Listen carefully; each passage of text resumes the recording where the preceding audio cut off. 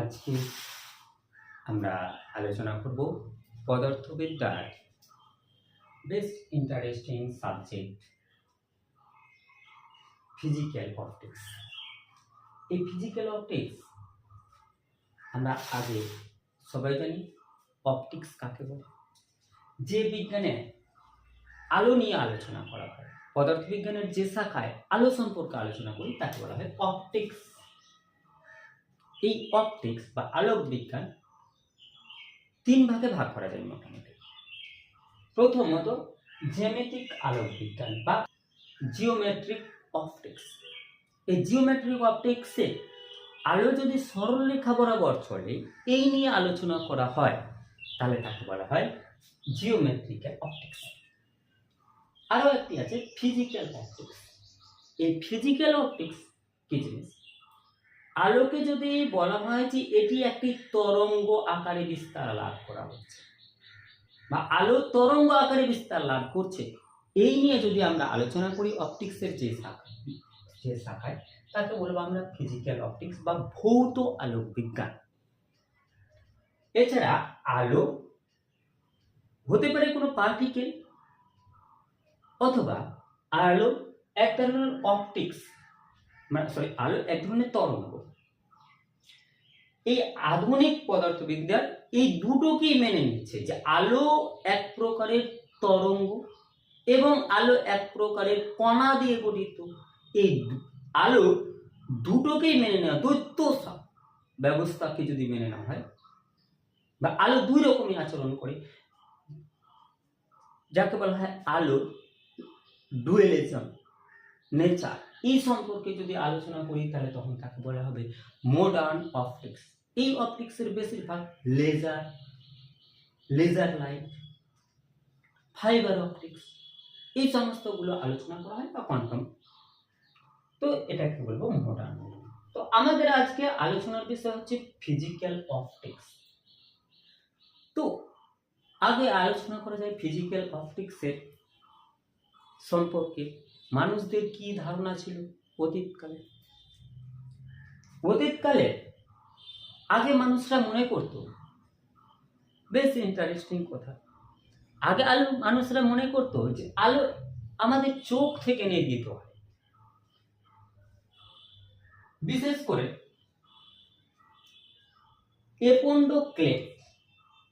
এপোন্ডোক্লেস নামে এক দার্শনিক, তার মতামতে ছিল যেমন প্লেটো, টলেমি, এরা সবাই মনে করত আলো মানুষের চোখ থেকে নির্গত হয়ে যদি কোনো বস্তুর উপরে পড়ে তাহলে সেই বস্তুটিকে আমরা দেখতে পাই।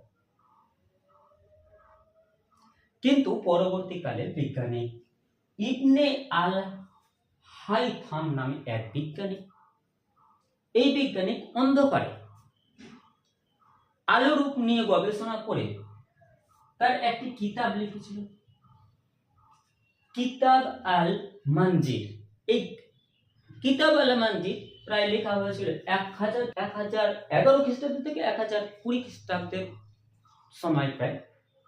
তো ইনি পরীক্ষাগতভাবে প্রথম প্রমাণ করেছিল যে আলো মানুষের চোখ থেকে বা কোনো প্রাণীর চোখ থেকে নির্গত হয় না। আলো আসলে কোনো বস্তুর উপরে পড়লে, আলো কোনো বস্তুর উপরে এসে যদি পড়ে তাহলে সেই বস্তুটিকে দেখা যায়, এটি প্রমাণ করেছে। তো নিয়ে আসা যাক যে আলো নিয়ে বিজ্ঞানীদের মতামত কি ছিল। এরা তো সবাই দার্শনিক ছিল, আগে থেকে আলো নিয়ে মানুষের ধারণা কি ছিল এই বিষয়ে আরো একটু ভালো মতো জানা যায়। প্রথমে আসি, আলো দুই রকম নেচার করে। কেউ বলছে আলো পার্টিকেল আর কেউ বলছে আলো ওয়েভ। এই নিয়ে আমরা দেখি যে কে কিরকম বলেছিল। প্রথমে আসি দার্শনিকদের মতামত। দার্শনিক ডেমোক্রিটাস নামে দার্শনিক, ও দার্শনিক প্রথমে বলতো ও যেহেতু পরমাণুর আবিষ্কর্তা ছিল, বলতে পরমাণুর প্রথম ধারণা দিয়েছিল ডেমোক্রিটাস, যে প্রত্যেক পদার্থ পরমাণু দিয়ে গঠিত বা অ্যাটম দিয়ে গঠিত। তাই তিনি মনে করতো যে আলো অ্যাটম দিয়ে গঠিত, অ্যাটম নিয়ে গঠিত। অর্থাৎ তিনি বিশ্বাসী ছিলেন যে আলো পার্টিকেল। কিন্তু এর সময় প্রায় 400 বছর পরে অ্যারিস্টটলের আবির্ভাব হয়। উনি দার্শনিক ছিল, উনি বলছিল যে না, আলো কোনো পদার্থ হতে পারে না। আলো, সে মনে করতো যে আলো কোনো পদার্থ নয়। তারপরে চলে আসি বিজ্ঞানিকদের মতামত। তো বিজ্ঞানিকরা আলো নিয়ে অনেক গবেষণা করলেও আলো যে পার্টিকেল না ওয়েভ, এই সম্পর্কে সেরকম তখন বিজ্ঞানিকদের আলোচনা ছিল না। আমরা বলতে পারি ইবনে আল হাইথাম বলছিল যে আলো কোনো বস্তুর উপরে পড়লে তাহলে ভিজিবল হয়। এটা 1000 খ্রিস্টাব্দ থেকে হাজার খ্রিস্টাব্দের মোটামুটি সেইরকম সময়। পরবর্তীতে যখন 1600 খ্রিস্টাব্দের দিকে আসে সময়, তখন আলো অ্যাকচুয়ালি ওয়েভ না পার্টিকেল, এই নিয়ে গবেষণা হয়েছিল। বিজ্ঞানী গ্যাসেন্ডি প্রথম মনে করতো যে আলো এক প্রকারের ছোট ছোট হয়তো কণা দিয়ে গঠিত, কিন্তু তার এই ধারণার ভিত্তিতে বেশ গাণিতিক প্রমাণ না থাকার জন্য সেটিকে আমরা কতটা গুরুত্বপূর্ণ দেইনি। এটি তিনি বলেছিলেন 1660 খ্রিস্টাব্দের দিকে যে আলো এক প্রকারের কণা নিয়ে গঠিত। সেই সময় 1665 খ্রিস্টাব্দে প্রায় 5 বছর পর রবার্ট হুক নামে এক বিজ্ঞানী, তিনি আবার মতামত দিত যে আলো এক প্রকারের ওয়েভ বা তরঙ্গ, যদিও এরও ম্যাথমেটিক্যাল সেরকম প্রমাণ পাই না। তারপরে চলে আসি বিজ্ঞানিক আইজ্যাক নিউটন। সবাই জানো বিজ্ঞানিক আইজ্যাক নিউটন কে ছিল। তিনি তো বিজ্ঞানীদের মধ্যে বেশ ফেমাস বিজ্ঞানী। আইজ্যাক নিউটন প্রথম ম্যাথমেটিক্যালি বলেছিল আলো এক প্রকারের কণা দিয়ে গঠিত। সেই কণাগুলোর নাম তিনি দিয়েছিল কার্পাসেলস নিয়ে গঠিত। তো যাই হোক, এটা সম্পর্কে আমরা আলোচনা করব কিছুক্ষণ পরে। সেই সময় দিকে প্রায় 1668 খ্রিস্টাব্দের নাগাদ বিজ্ঞানিক হাইগেন্স বলছিল যে না, আলো এক প্রকারের কণা নিয়ে গঠিত না, আলো এক প্রকারের ওয়েভ নিয়ে গঠিত। তো যাই হোক, হাইগেন্সের মতবাদ আমরা পড়ব। আমরা এখন কিছুক্ষণ পরে হাইগেন্সের নীতি পড়ব। তো দেখা যাক হাইগেন্সের নীতি কি বলে। এরপরে নিউটনের আসে ইয়ং থমাস, যেটা আমরা কিছুক্ষণ পরে আর পড়ব আলোর ব্যতিচারে যখন পড়ব। তো young Thomas double slit experiment. তো ডাবল স্লিট এক্সপেরিমেন্টে ইয়ং থমাস প্রথম আইজ্যাক নিউটনের তথ্য নিয়ে প্রমাণ করতে গিয়ে তিনি ব্যর্থ হন। তাই তিনি মেনে নেন যে আলো এক প্রকারের ওয়েভ। এখানে আইজ্যাক নিউটনের যে কর্পুস্কুলার থিওরি আছে, বা আইজ্যাক নিউটন যে বলতো যে আলো এক প্রকারের কণা নিয়ে গঠিত কার্পাসেলস নামে, এটি বিশেষভাবে ধাক্কা খায়। এই সময় প্রায় বিজ্ঞানিক একজন লিওন ফুকো নামে একজন বিজ্ঞানী এরকম বলেছিল, তিনি প্রমাণ করে দেখিয়েছিল আইজ্যাক নিউটনের যে কর্পুস্কুলার থিওরি আছে, সেই থিওরিতে বলা হয়েছে যে আলো যদি ঘন মাধ্যমে প্রবেশ করে তাহলে আলোর গতিবেগ বেড়ে যায়। তিনি প্রমাণ করেছিল যে না, এটি ভুল অ্যাকচুয়ালি, যে আলো ঘন মাধ্যমে গতিবেগ আরো কমে যায়। তখন নিউটনের কর্পুস্কুলার থিওরি বেশিভাবে ভেঙে পড়েছিল। তারপর থেকে মানুষেরা মনে করতো যে আলো এক প্রকারের তরঙ্গ নিয়ে গঠিত। তারও পরবর্তী সময় বিশেষ করে 1801 খ্রিস্টাব্দ থেকে প্রায় 1900 খ্রিস্টাব্দ, প্রায় 100 বছর মানুষেরা মনে করতো আলো এক প্রকারের তরঙ্গ। পরবর্তীকালে বিজ্ঞানী ম্যাক্স প্ল্যাঙ্ক তার কোয়ান্টাম তথ্য যখন নিয়ে আসে, ধাতুর উপরে কার্য আপেক্ষক এই বিষয়ে যখন আলোচনা করে, তখন তিনি বলছিলেন যে না, আলোর তরঙ্গ ঠিক আছে হয়তো, কিন্তু আলো এক প্রকারের কণার স্রোত, শক্তির কণার স্রোত, যার জন্য কোয়ান্টাম মেকানিজম তৈরি হয়েছিল। তো তিনি তখন বলেছিলেন আলো এক প্রকারের কণা।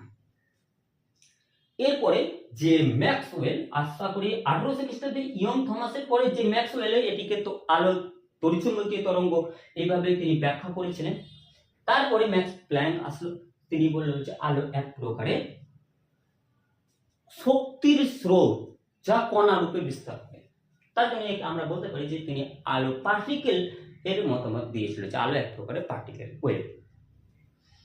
পরবর্তীতে এরপরে বিজ্ঞানী এলবার্ট আইনস্টাইন যখন আলো নিয়ে পরীক্ষা করেছিল, যাকে বলা হয় আলোক তড়িৎ ক্রিয়া, এই আলোক তড়িৎ ক্রিয়ার জন্য বিজ্ঞানী এলবার্ট আইনস্টাইন নোবেল প্রাইজ পেয়েছিল, সবাই জানো। তো বিজ্ঞানী এলবার্ট আইনস্টাইন বলেছিল আলো এক প্রকারের ফোটন কণার স্রোত। এইদিকে ম্যাক্সওয়েল প্রমাণ করে রেখেছিল যে আলো এক প্রকারের তরঙ্গ। এই নিয়ে বিজ্ঞানী লুইস ডি ব্রোগলি ইনি 1924 খ্রিস্টাব্দে তার তথ্য দ্বারা প্রমাণ করেছিল যে কণা কখনো তরঙ্গের বিস্তার লাভ করতে পারে বা পদার্থ তরঙ্গের বিস্তার লাভ করতে পারে, পদার্থ তরঙ্গ রূপান্তরিত হতে পারে। তো আমরা এখন পর্যন্ত আলোকে মেনে নিয়েছি যে আলো ডুয়েল নেচার। আলো কখনো কণা হতে পারে, কখনো পদার্থ হতে পারে, আলো পার্টিকেল, কণা, এই নিয়ে আমরা মেনে নিয়েছি যে আলো দুই রকমের নেচার করতে পারে। তো আসা যায়, আমরা আজকে যেহেতু আমাদের আলোচনা হবে হাইগেন্সের নীতি, এই সম্পর্কে আলোচনা হবে। যেহেতু ওয়েভ অপটিক্সের শুরুতেই আমরা তাহলে প্রথমে আইজ্যাক নিউটনের কর্পাসকুলার থিওরি সম্পর্কে একটু জেনে নেওয়া যায়। কর্পাসকুলার থিওরি কি, তিনি কি বলতে চাইছিলেন। তারপরে আমরা চলে আসবো হাইগেন্সের নীতি, তারপরে ইয়ং এর ডাবল স্লিট এক্সপেরিমেন্ট। আমাদের যেহেতু অধ্যায়ের মধ্যেই এইগুলো সিলেবাসের মধ্যে রয়েছে যে আলোর অপবর্তন, সমবর্তনটি, আলোর ব্যতিচার, এই সম্পর্কে আলোচনা করব। ইন্টেন্সিটি, আলো ইন্টেন্সিটি, ডিফ্র্যাকশন, এই নিয়ে আলোচনা করব। তো আমরা আইজ্যাক নিউটনের কর্পাসকুলার থিওরি থেকে আমরা আলোচনা শুরু করি। আইজ্যাক নিউটন কিরকম ভাবে বলতে চাইছিল। তো ঠিক আছে, করে নিতে পারো, নোট করে নাও।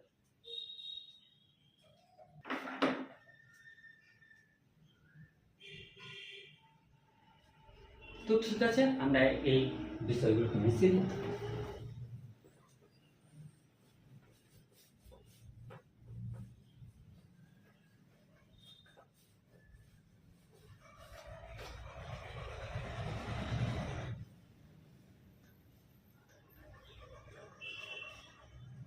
তাহলে আমরা শিখবো নিউটনের কর্পাসকুলার থিওরি। এই নিউটনের কর্পাসকুলার থিওরি কিরকম, তাহলে লিখি নিউটন এই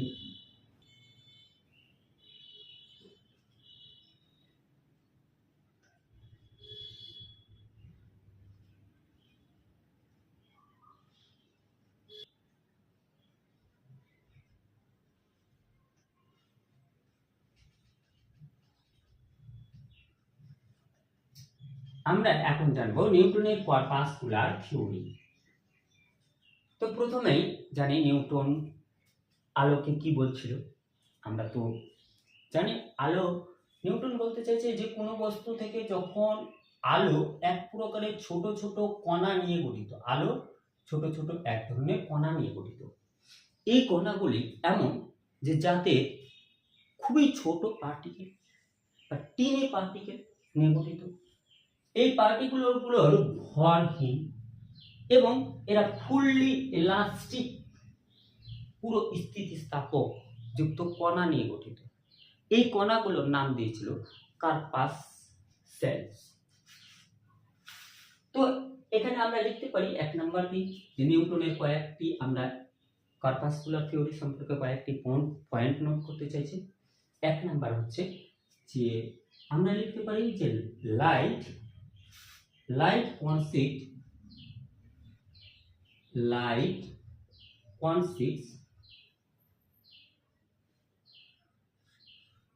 consists of extremely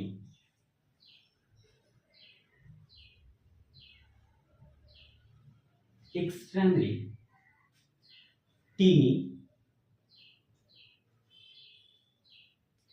massless,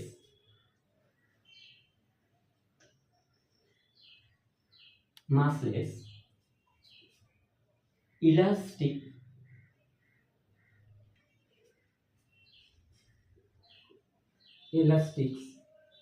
particle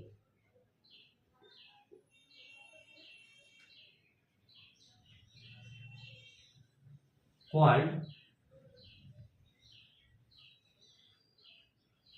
called corpus cells.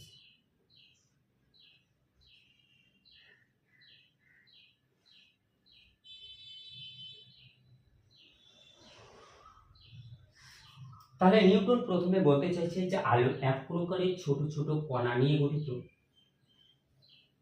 আলো এক প্রকারের কণা নিয়ে গঠিত।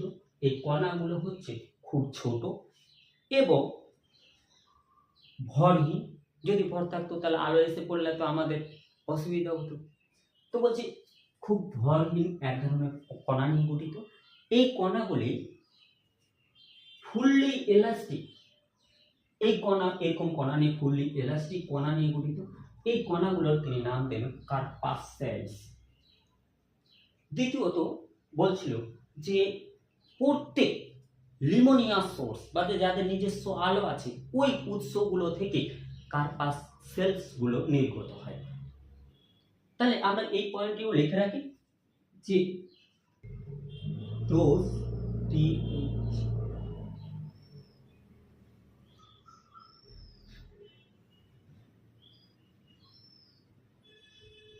those corpuscles are emitted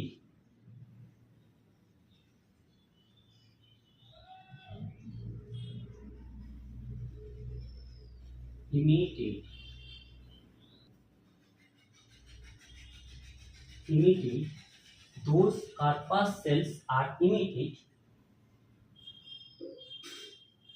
by every luminous source. By luminous source, LIMI, luminous.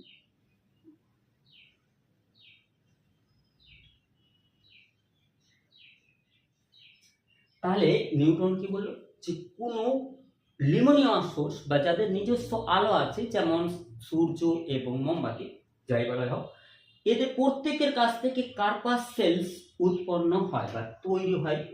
এরা বিকিরণ করে কর্পাসেলস তৈরি হয়। আর কর্পাসেলগুলো লিমোনিয়াস সোর্স থেকে তৈরি হয়। তৃতীয় নাম্বার পয়েন্টে বলছে যখন এই কর্পাসেলসগুলো আলোক উৎস থেকে এসে আমাদের চোখে পড়ে তখন চোখের সেন্সরের মাধ্যমে আমরা দেখতে পাই। তাহলে আলোর মাধ্যমে কোনো বস্তুকে আমরা কিভাবে দেখতে পাই এটিকে ব্যাখ্যা করেছিলেন নিউটন তৃতীয় পয়েন্টে। আমরা তৃতীয় পয়েন্ট হিসাবে ব্যবহার করতে পারি যে নিউটন যে আমরা আলোর মাধ্যমে কোনো বস্তুকে দেখতে পাবো কিনা এটি সম্পর্কে ব্যাখ্যা করেছিল। তাহলে তখন আমরা লিখতে পারি যে when those corpuscles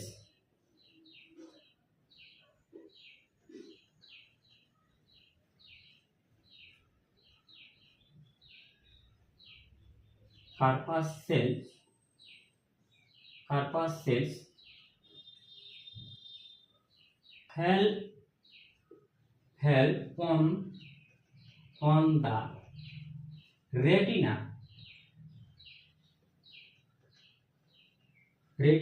one of our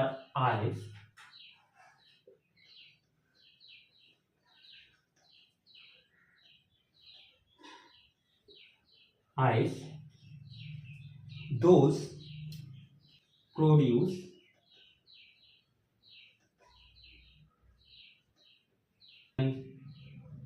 sensons,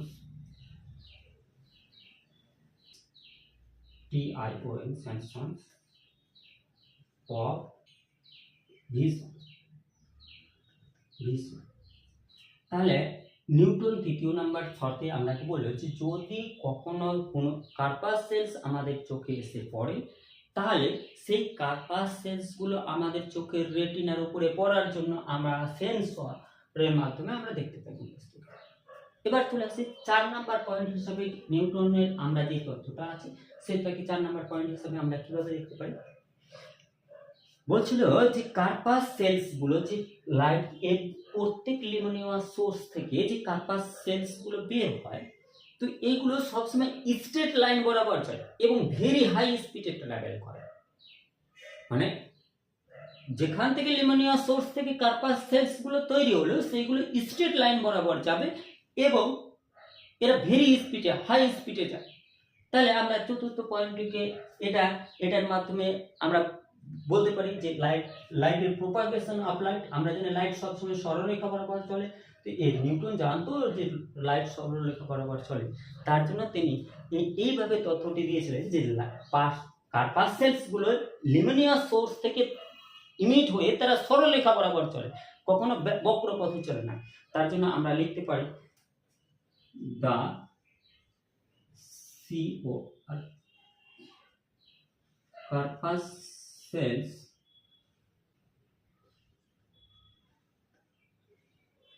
travels through space SPACE space in straight line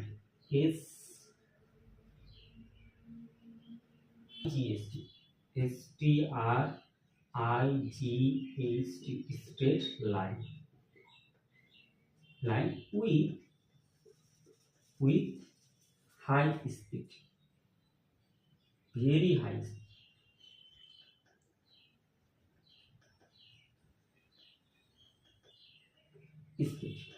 তাহলে নিউটন প্রপাগেশন অফ লাইট যে সরলরেখা বরাবর চলে, এই পয়েন্টের মাধ্যমে আমরা বলতে পারি যে কার্পাসেলস, নিউটন বলেছিল যে কার্পাসেলস থ্রু স্পেসের মধ্য দিয়ে যখন যায় তখন স্ট্রেট লাইন বরাবর যায় এবং খুব উচ্চ গতিতে এটি যায়।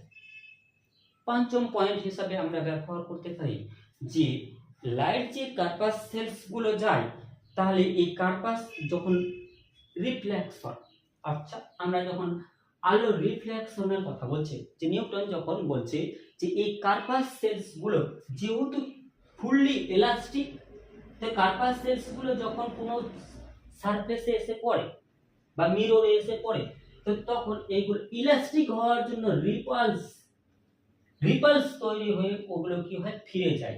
অর্থাৎ রিফ্লেকশন অফ লাইটকে তিনি বর্ণনা করেছিলেন। এই পয়েন্টটির মাধ্যমে আমরা লিখতে পারি, তাহলে আমরা লিখতে পারি the reflection of light, the reflection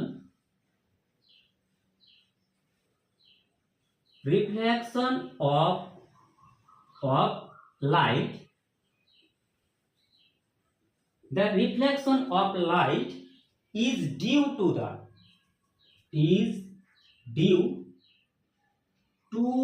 the from surface, due to repulsion, the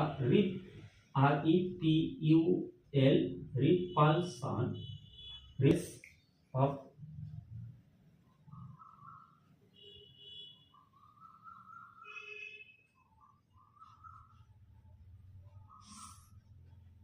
corpuscles from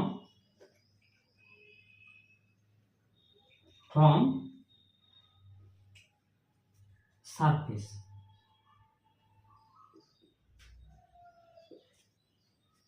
তাহলে নিউটন কি বলতে চাইলো যে যখন কোনো আলো এসে যে পড়ে প্রতিফলন ঘটে, তো প্রতিফলন ঘটার সময় এই কি ঘটনাটা হয়, এই সারফেসের উপরে আলোর কার্পাসেলস গুলো এসে পড়লো, কার্পাসেলস গুলো যখন ফুললি ইলাস্টিক, তো যত গতিবেগে এসে পড়ে সেম গতিবেগে সে ফিরে যায়। অর্থাৎ রিফ্লেকশন অফ লাইট কে এই তথ্যের মাধ্যমে বর্ণনা করা যায়, কার্পাসেলস তথ্যের মাধ্যমে। ষষ্ঠ পয়েন্ট, এটিকে আমরা বলি যে এটা নিউটন বলতে চাইছিল যে কখনো ঘন মাধ্যমে যখন light propagation, light refraction of light, এই সম্পর্কে বলছিল। Refraction of light rear medium আছে, রিয়ার মিডিয়াম আর ডেন্সার মিডিয়াম, এটিও ব্যাখ্যা করা যায়। তিনি বলছিল যে রিয়ার মিডিয়ামে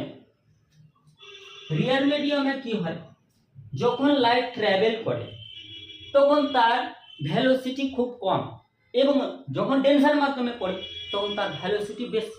এর কারণ তিনি বলে যে কার্পাসেলস গুলো যখন ডেন্সার মিডিয়ামে এসে পড়ে, তাহলে এখানে এর কি করে কার্পাসেলস গুলো ডেন্সার মিডিয়ামে যে অণুগুলো আছে সেইগুলো কার্পাসেলসকে অ্যাট্রাকশন করে নেয়। অ্যাট্রাকশন করে নেওয়ার জন্য বেগ বেড়ে যায়। এটাই ছিল নিউটনের কার্পাসেলস কে ভুল বলার প্রথম প্রমাণ, যে কার্পাসেলস গুলো যখন ডেন্সার মিডিয়ামে পড়ে তখন ডেন্সার মিডিয়ামের অণুগুলো কি করে অ্যাট্রাকশন করে নেয়। অ্যাট্রাকশন করে নেওয়ার জন্য গতিবেগ বেড়ে যায় আলো। অর্থাৎ তার মতে, নিউটনের কর্পাসকুলার থিওরির মতে, যে নিউটন বলতে চাইছে কার্পাস যখন ডেন্সার মিডিয়ামে পড়ে তাহলে তখন ডেন্সার মিডিয়ামে কি হয়, আলোর গতিবেগ বেড়ে যায়, এবং রিয়ার মিডিয়ামে যখন যায় তার জন্য এটাই অঙ্কিত অভিলম্বর দিকে বেঁকে যায়। তার তথ্য ছিল এরকম যে অঙ্কিত অভিলম্বর দিকে কেন সরে আসে বা অঙ্কিত অভিলম্ব থেকে দূরে সরে যায় কেন। এটি ব্যাখ্যা করার জন্য তিনি বলেছিলেন যে কার্পাসেলস গুলো ডেন্সার মিডিয়ামে যখন পড়বে তখন ওগুলো অ্যাট্রাকশন করে নেয় ডেন্সার মিডিয়ামে, যেহেতু ঘন অণুগুলো ঘন অবস্থায় আছে, তো ঘন অবস্থায় থাকার জন্য বেশি অ্যাট্রাকশন করে। এটিকে ব্যাখ্যা করার জন্য তিনি বলেছিলেন যে ডেন্সার মিডিয়ামে আলোর গতিবেগ বেশি এবং রিয়ার মিডিয়ামে আলোর গতিবেগ কম। তো এটি হচ্ছে নিউটনের প্রথম কার্পাসকুলার থিওরির ভুল প্রমাণ করার একমাত্র এই 6 নাম্বার পয়েন্টটি আমরা লিখি যে the refraction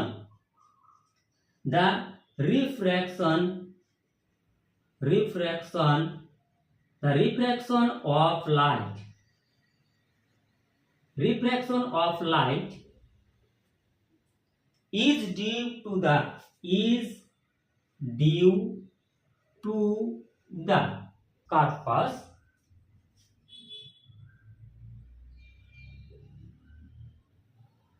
attraction of corpuscles by the medium medium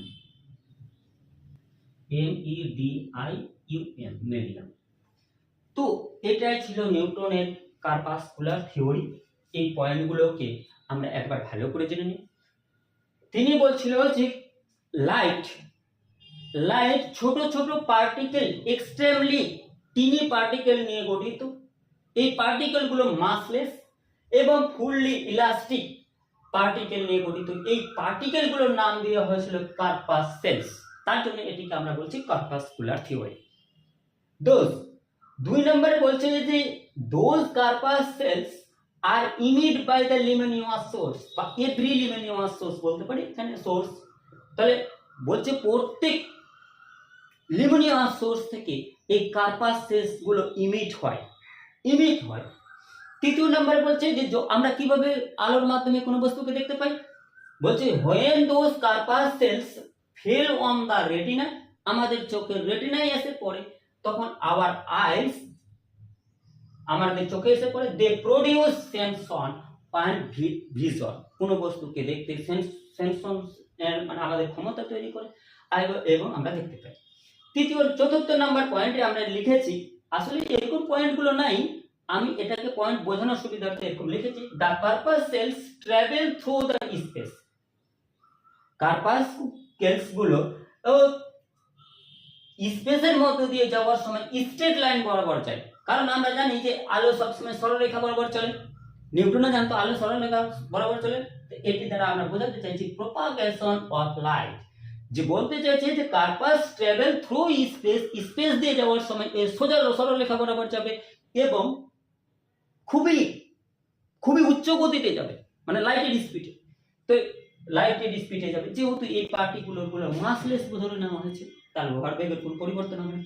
so 5 নম্বরে এখানে আমরা প্রমাণ করতে চাইছে নিউটন যে রিফ্লেকশন অফ লাইট, যখন লাইটের রিফ্লেকশন হয় তখন এইগুলো যেহেতু ফুললি ইলাস্টিক, তার জন্য রিপালস, এই মাধ্যমের সঙ্গে রিপালসের ফলে এগুলো কি করে আবার পুনরায় ফিরে যায়, অর্থাৎ আলোর রিফ্লেকশন ঘটে।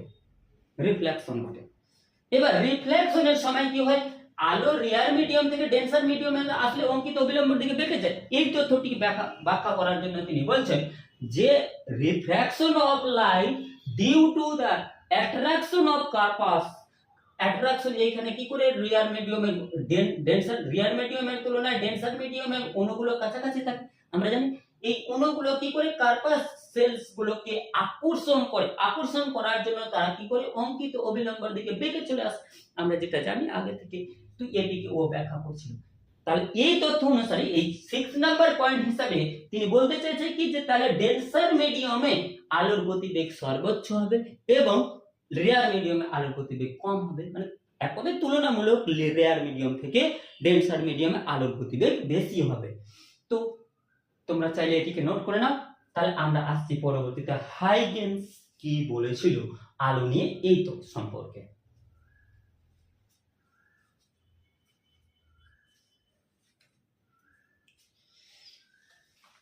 কিছুক্ষণ আগে আমরা দেখলাম নিউটনের কর্পাসকুলার থিওরি সম্পর্কে জানলাম।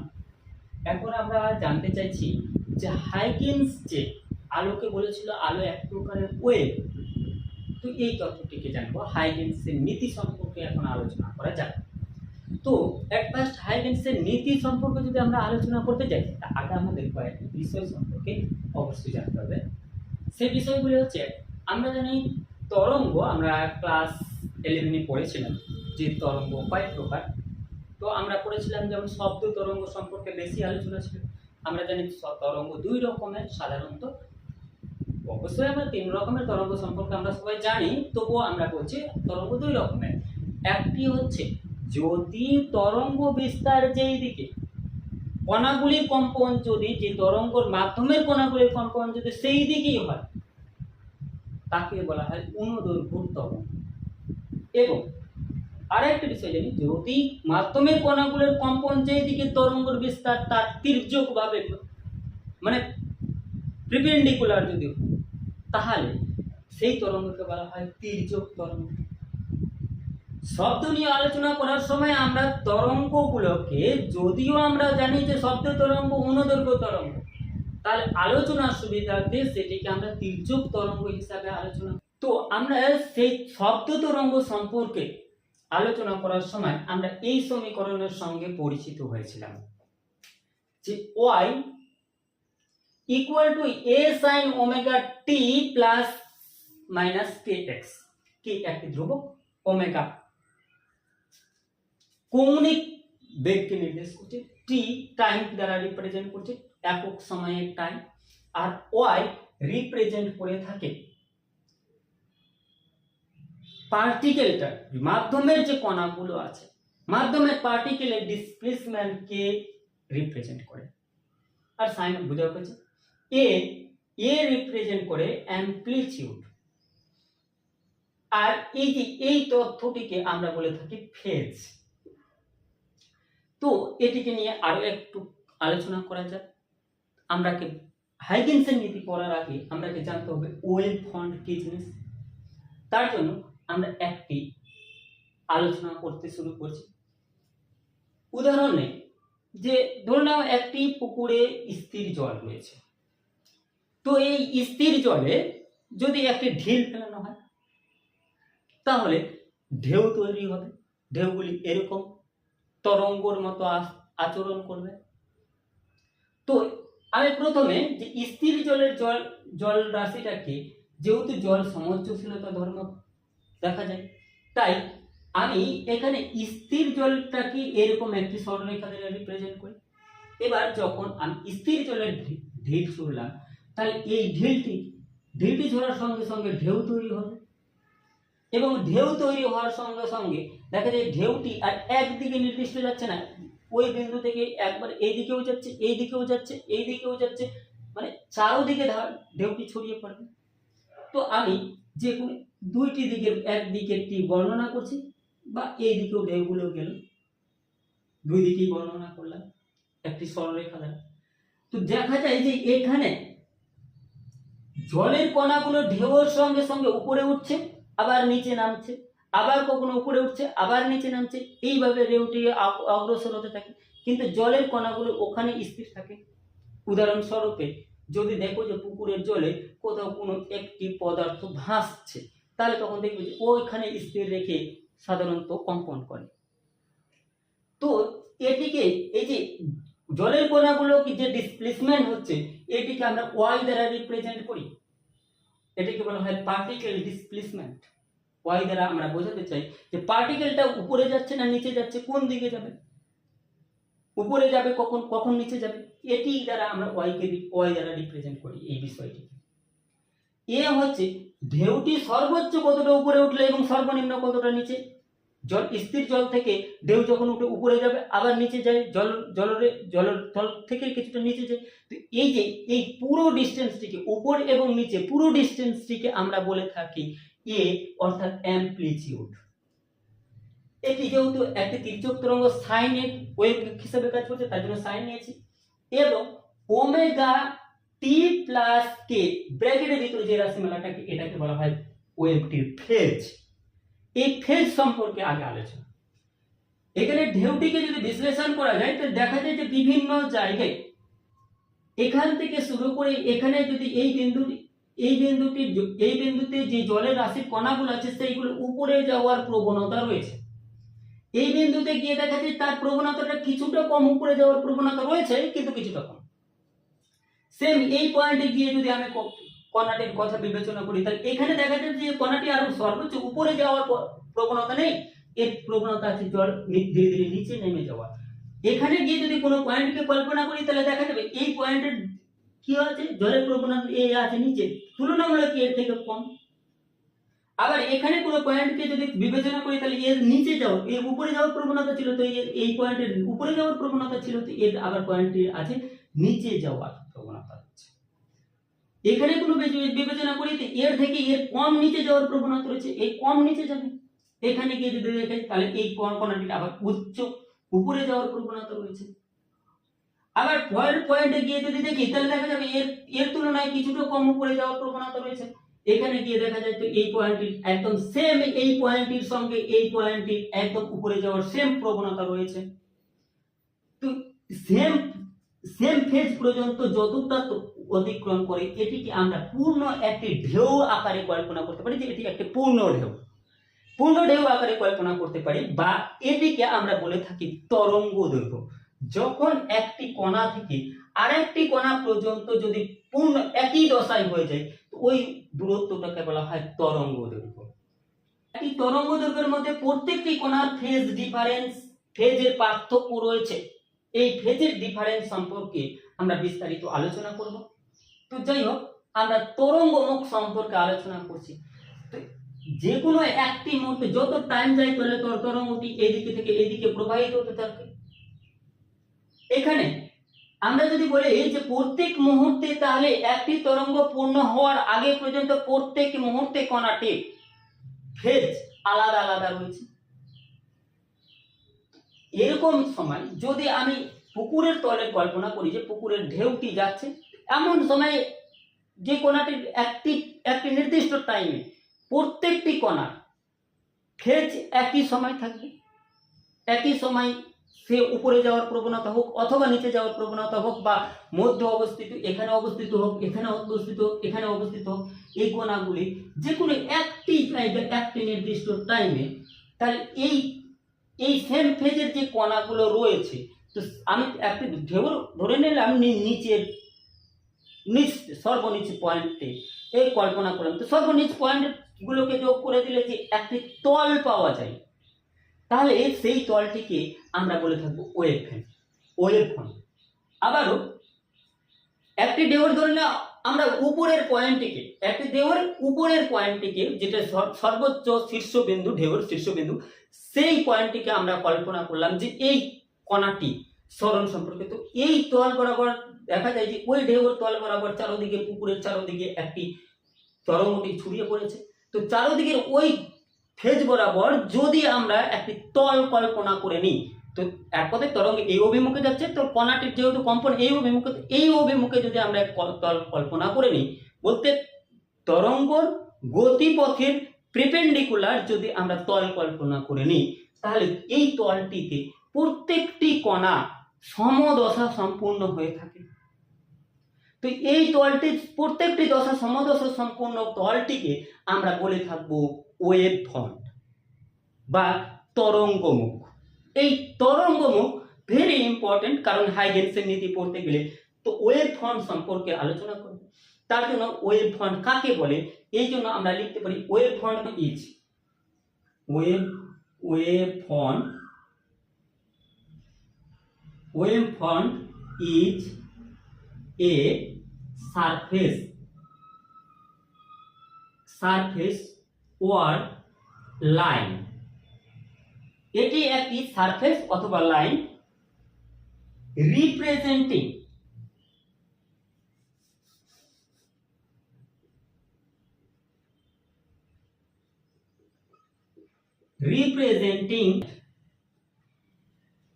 এল পয়েন্ট বলতে সারফেসের সব পয়েন্টগুলো, all point of a wave, এটি একটি ওয়েভের একটি প্রত্যেকটি পয়েন্টের কথা বলছি, অফ এ ওয়েভ আর that R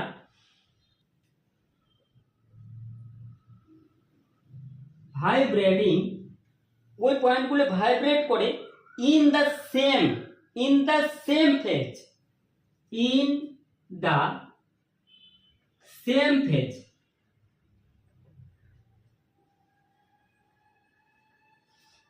phase, at a given time, একটি নির্দিষ্ট সময়ে ওরা সেম ফেজ অবস্থায় থাকে, তাহলে at a given time।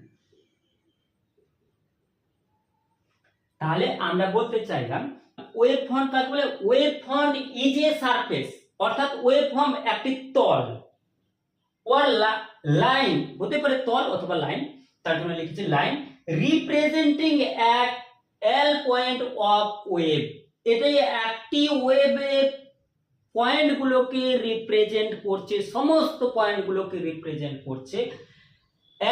That are vibrating, যখন তারা ভাইব্রেট করছে ইন দ্য সেম ফেজ, একই ফেজে যখন তারা ভাইব্রেট করছে, এটিকে যে তল দ্বারা রিপ্রেজেন্ট করা হয় তাকে আমরা বলে থাকবো ও ওয়েভ ফ্রন্ট, একটি নির্দিষ্ট সময়, তার জন্য অ্যাট এ গিভেন টাইম কথা বলি। ফ্রন্ট কয় রকমের হয় এটি নিয়ে আলোচনা করি। তো ওয়েভ ফ্রন্ট সাধারণত 3 রকমের হয়ে থাকে। ধরে নিলাম একটি সোর্স অ্যাট এ পয়েন্ট, মানে একটি সোর্স থেকে আলো নির্গত হচ্ছে। তো এখান থেকে আলো নির্গত হওয়ার সময় বিভিন্ন দিকে চারদিকে ছড়িয়ে পড়বে আলোগুলো, এইদিকে যাবে কেউ, এইদিকে যাবে কেউ, এইদিকে যাবে কেউ, এইদিকে যাবে। তো এখন একটি নির্দিষ্ট টাইমের পর একটি তরঙ্গ, আলোক তরঙ্গগুলো যে সমদশা সম্পূর্ণ কণাগুলোকে যদি যোগ করে দিই তো একটি গোলাকার তল পেয়ে যায়, বা স্ফেরিক্যাল ফুটবলের মতো তল পেয়ে যায়। তাহলে যদি পয়েন্ট সোর্সটি হয় পয়েন্ট সোর্স হয়, তাহলে এদিক থেকে এদিকে আলো যাবে, এদিক থেকে এদিকে তরঙ্গগুলো বেরিয়ে যাবে, এদিক থেকে এদিকে তরঙ্গ, এদিক থেকে এদিকে তরঙ্গ যাবে, চারদিকে তরঙ্গগুলো ছড়িয়ে পড়বে। তো এই সমদশা সম্পূর্ণ কণাগুলোকে যদি একটি তল দিয়ে কল্পনা করা হয়, একটি তল কল্পনা করা হয়, তো ওই তলে সমস্ত কণাগুলো কি থাকবে? একই সেম ফেজে থাকবে। তাহলে এই তলটি কি হবে? স্ফেরিক্যাল ওয়েভ ফ্রন্ট পাবো। এরকম হতে পারে যে সোর্সটি আছে, সেই সোর্সটি যদি সোর্সটিকে আমরা যদি একটি লাইন বরাবর থাকে বা লাইনের মতো লিনিয়ার থাকে, যেমন ধরুন আমরা একটি বাতি থেকে এখান থেকে আলো নির্গত হচ্ছে, তো বাতি থেকে আমরা জানি এদিকে আলো নির্গত হয় না, তো এইদিকে আলো যাচ্ছে, এইদিকে যাচ্ছে, এইদিকে যাচ্ছে, এইদিকে যাচ্ছে, আর দুই দিকে আলো চারিদিকে ছড়িয়ে পড়বে।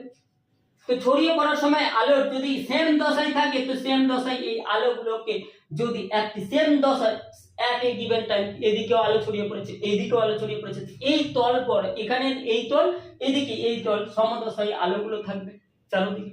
তো এই তলটিকে যদি আমরা কল্পনা করে নিই একটি সিলিন্ডারের মতো তল পেয়ে যাব। তাহলে ওয়েভ সোর্স যদি লিনিয়ার হয় তাহলে আমরা সিলিন্ডারিক্যাল ওয়েভ ফ্রন্ট পেয়ে যাই। এখন যদি সোর্স থাকে অসীম, আমরা জানি আলো সরলরেখা বরাবর চলে, তাহলে সোর্স যদি অসীম দূরত্ব থাকে তাহলে তখন আলোগুলো সরল রেখা বরাবর কল্পনা করা হয়। তো সরল রেখা বরাবর যখন কল্পনা করা হবে তাহলে তলটি একটি সমতল হয়ে যাবে, অর্থাৎ তলটি একটি ওয়েভ ফ্রন্টে একটি সমতল ওয়েভ ফ্রন্ট পাবো। যেমন আমরা জানি আলোক রশ্মি সমান্তরালে আলোক রশ্মি যেদিকে যাচ্ছে তার গতিপথে ওয়েভ ফ্রন্টটি তার সঙ্গে প্রিপেন্ডিকুলার হয়, এটা আমরা বুঝবো। তো সোর্স যদি অসীম দূরত্বে থাকে তাহলে যে পাবো সেটি হচ্ছে প্ল্যান সোর্স, অর্থাৎ প্ল্যান ওয়েভ ফ্রন্ট পাবো। তো ওয়েভ ফ্রন্ট কয় রকমের হয়? 3 রকমের ওয়েভ ফ্রন্ট হয়। একটি হচ্ছে পয়েন্ট সোর্সের জন্য যে ওয়েভ ফ্রন্ট পাই সেটি হচ্ছে স্ফেরিক্যাল ওয়েভ ফ্রন্ট বা ফুটবলের মতো গোলাকার ওয়েভ ফ্রন্ট। আর যদি সোর্সটি হয় লিনিয়ার সোর্স, তাহলে তখন এদিকে আলো যাচ্ছে, এদিকে যাচ্ছে, এদিকে যাচ্ছে, এদিকে যাচ্ছে, এদিকে যাচ্ছে, কিন্তু উপরে আর নিচে নেই আলো। তার জন্য এই তরঙ্গ, এই সমদশা আলোক তরঙ্গগুলোকে যদি কল্পনা করি, তো সমদশা সম্পন্ন একটি সিলিন্ডারের মতো ওয়েভ ফ্রন্ট পেয়ে যাব, বা লম্ববৃত্তাকার চোঙ আকারে ওয়েভ ফ্রন্ট পেয়ে যাব। যদি সোর্সটি এখন অসীম দূরত্ব থেকে আসে, তাহলে আলোক রশ্মি সরলরেখা বরাবর চলছে, তাহলে এই তল বরাবর একটি প্লেন ওয়েভ ফ্রন্ট পাবো। তাহলে ওয়েভ ফ্রন্ট মূলত 3 রকমের ওয়েভ ফ্রন্ট হয়ে থাকে। এখন আমরা চলে যাই যে ওয়েভ ফ্রন্ট, তো শুনলাম যে ওয়েভ ফ্রন্ট কি জিনিস, ওয়েভ ফ্রন্ট কয় রকমের, এরপরে এটিকে তোমরা চাইলে নোট করে নাও। বিশেষ করে ওয়েভ ফ্রন্ট কাকে বলে এটি জরুরি, আর ওয়েভ ফ্রন্ট কয় রকমের ও কি কি নোট করে নাও। এখন আমরা জানবো হাইগেন্সের প্রিন্সিপাল। আমরা জানি হাইগেন্স প্রথমে বলেছিল লাইট ওয়েভ আকারে ট্রাভেল করে, যেটি নিউটনের তত্ত্ব অনুসারে পুরো বিপরীত। কিন্তু হাইগেন্সের নীতিতে, যেহেতু হাইগেন্স 1678 সালের দিকে এই নীতিটি প্রবর্তন করেন, তার নীতিতেও কিছুটা ভুল ছিল। যেমন লাইটকে তিনি মেকানিক্যাল ওয়েভ হিসাবে ধরে নিয়েছিল, এবং তিনি বলছিল যে যেহেতু লাইট সূর্য থেকে পৃথিবীর কাছে আসে, যেহেতু এক ধরনের মাধ্যম দিয়ে, যে মাধ্যমটিকে বলা হয় ইথার মাধ্যম দিয়ে আসে। তো যাই হোক, এই তো কিছুটা তত্ত্বটাই কিছুটা ভুল। তো যদি যে সমস্ত পয়েন্টগুলো আমাদের দরকার হাইগেন্সের নীতিতে, সেই সমস্ত পয়েন্টগুলোকে আমি তো লিখেছি। প্রথমে যে লাইট, হাইগেন্সের নীতি কি বলছে, যে লাইট কি করে ট্রাভেল, লাইট যে ছড়িয়ে যাচ্ছে চারদিকে, তো লাইটগুলো ট্রাভেল করে ওয়েভ আকারে, অর্থাৎ কোনো জায়গা থেকে আলো উৎপন্ন হলো, তো আলোগুলো যে ছড়িয়ে যাচ্ছে চারদিকে, তো এটি ওয়েভ আকারে ছড়িয়ে যাচ্ছে, যেটিকে তিনি মনে করতেন যে মেকানিক্যাল ওয়েভ হিসাবে ছড়িয়ে যাচ্ছে ইথার মাধ্যমে। লাইট যে ছড়িয়ে যায় সূর্য থেকে পৃথিবীর মধ্যে, তিনি মনে করতেন ইথার মাধ্যম রয়েছে, তো ইথার মাধ্যমের মধ্য দিয়ে লাইট ছড়িয়ে যাচ্ছে ওয়েভ আকারে প্রত্যেকটা লাইট সোর্স থেকে। তিনি মনে করতেন যে light is spread out in the form of L waves from every light source. প্রত্যেকটা লাইট সোর্স থেকে লাইট ছড়িয়ে পড়ে ওয়েভ আকারে। এক নাম্বার পয়েন্ট আমি করেছি। দ্বিতীয় নাম্বার পয়েন্টে কি বলছে, যে এ ওয়েভ ফ্রন্ট, তাহলে এখানে বলতে চাইছি যে ওয়েভ ফ্রন্ট কাকে বলে, হাইগেন্স এটা বলতে চাইছে। যে আমরা আলোচনা করলাম কিছুক্ষণ আগে যে ওয়েভ ফ্রন্ট কাকে বলবো, যে কোনো ওয়েভ যখন যাত্রা করছে, তো সেম ফেজে অবস্থিত যে কণাগুলো, সেই কণাগুলো বরাবর একটি তল কল্পনা করলে তাকে বলবো ওয়েভ ফ্রন্ট। এই কথাটি হাইগেন্স বলেছিল, যদিও আমরা আগে একবার পড়লাম। তো এখানে বলছে এ wave front is locus of L point দিয়ে লোকাস করা যায় in a medium vibrating in the same phase. যখন তারা মিডিয়ামের ফেজগুলো যে ভাইব্রেট করছে, তো সেম ফেজে যদি ভাইব্রেট করে, তাহলে তাদের যে তল, তাদের বিন্দুগুলোকে যোগ করলে যে তল পাবো, তাহলে তাকে বলবো ওয়েভ ফ্রন্ট। তাহলে হাইগেন্স বললো কোনো বিন্দু থেকে আলো ছড়িয়ে গেল, একটা ওয়েভ ফ্রন্ট পাওয়া গেল। তো এই ওয়েভ ফ্রন্ট, এখান থেকে আলোগুলো আসে একটা ওয়েভ ফ্রন্ট তৈরি করলো। আমি ধরে নিলাম যে এরকম একটা ওয়েভ ফ্রন্ট পাওয়া গেল। তো এই ওয়েভ ফ্রন্টে বলছে এভরি পয়েন্ট অন দা, তৃতীয় নাম্বার পয়েন্টে বলছে every point on the wave front act as a source of wavelet. Very important topic, যে এভরি পয়েন্ট, এই যে হাইগেন্সের নীতি কি বলছে, যে এই যে তল ওয়েভের এইভাবে আলোক রশ্মি যাচ্ছিল, তো এখানে যে তল, এই ওয়েভ তল পেয়েছি, ওয়েভ ফ্রন্ট পেয়েছি, তো ওয়েভ ফ্রন্টের প্রত্যেকটি বিন্দু কি করে একটি সেকেন্ডারি ওয়েভলেট, এখান থেকে সেকেন্ডারি ওয়েভলেট কি বলছে, সোর্স অফ ওয়েভলেট, মানে এটি প্রত্যেকটি বিন্দু একটি করে ওয়েভলেট তৈরি করার সোর্স হিসাবে কাজ করে। অর্থাৎ এই পয়েন্টে যে বিন্দুগুলো আছে, প্রত্যেকটি বিন্দু থেকে আবার এখানে ওয়েভলেট তৈরি করবে, বা ওখান থেকে উৎস হিসাবে কাজ করবে, গৌণ উৎস হিসাবে কাজ করবে, যাকে আমরা বাংলায় বলতে পারি। তো প্রত্যেকটি বিন্দু কি করবে, গৌণ উৎস হিসাবে আলো ছড়াতে থাকে। চতুর্থ নম্বর, তাহলে আমরা সেকেন্ডারি ওয়েভলেট কাকে বলবো, যে কোনো আলো ছড়িয়ে যাচ্ছে, তো কোনো এক মুহূর্তে যে ওয়েভ ফ্রন্ট আছে, তো ওয়েভ ফ্রন্টের প্রত্যেকটা বিন্দু কি করবে, আলোক উৎস হিসাবে কাজ করবে। এই আলোক উৎস হিসাবে যে কাজ করবে, এখানে একটি ওয়েভ ফ্রন্ট আছে, তো প্রত্যেকটি বিন্দু কি করবে, ওয়েভ তৈরি করবে, ওয়েভলেট তৈরি করবে, সোর্স হিসাবে কাজ করবে প্রত্যেকটি বিন্দু ওয়েভ ফ্রন্টে। চতুর্থ নম্বর বিষয় বলছে দোজ সেকেন্ডারি ওয়েভলেট ট্রাভেল। এই যে সেকেন্ডারি যে ওয়েভলেট আছে, এইগুলো কি করবে, ট্রাভেল করবে same speed of original wave, মানে সেম স্পিডে ট্রাভেল করবে অরিজিনাল ওয়েভের যা ট্রাভেল স্পিড ছিল, তো সেই সেম ট্রাভেল করবে। আর কথায় হাইগেন্সের মতে যে আলোক উৎস থেকে যে ওয়েভলেট তৈরি হলো, ওয়েভগুলো একটি ওয়েভ ফ্রন্ট পেলাম, তো এই ওয়েভ ফ্রন্টটি সবসময় বড় হতে থাকছে। এর তথ্য অনুসারে বললাম এখানে বিন্দু সোর্স আছে, তো বিন্দু সোর্স থেকে যে আলোক রশ্মিগুলো স্প্রেড হয়ে যাচ্ছে, ছড়িয়ে যাচ্ছে, তো এখানে একটি সেম ফেজের মধ্যে যেগুলো কল্পনা করলাম সেটিকে বলা হয় ওয়েভ ফ্রন্ট। আর এই ওয়েভ ফ্রন্টে ধীরে ধীরে বড় হয়ে যাচ্ছে, এরকম ধরনের তথ্য এক কথাই বলা যেতে পারে। আর এই যে প্রত্যেকটি পয়েন্ট কি করছে, ওয়েভলেট তৈরি করছে বা সেকেন্ডারি ওয়েভলেট হিসাবে কাজ করছে, সেকেন্ডারি সোর্স হিসাবে কাজ করছে। পঞ্চম নাম্বার পয়েন্টে বলেছে the forward envelope or common tangent of the secondary wavelets give the new wave front. এক কথায় আমি এটিকে বোঝানোর জন্য বলছি যে এখান থেকে যে ওয়েভলেট পাওয়া যাবে, তো এখান থেকে যে ওয়েভলেট গুলো পাওয়া গেল, তো এই ওয়েভলেট গুলো তো চারদিকে এরকম আকারে ওয়েভ ফ্রন্ট তৈরি করবে, তো এই ওয়েভ ফ্রন্ট গুলোর যদি কমন ট্যানজেন্ট আঁকিয়ে দেওয়া হয়, তো কমন ট্যানজেন্টের মধ্যে যে তলটি থাকবে, এই তলের সমস্ত দশাগুলো আবার সমদশা সম্পন্ন হবে, তো অর্থাৎ সেকেন্ডারি ওয়েভ ফ্রন্ট পাওয়া যাবে।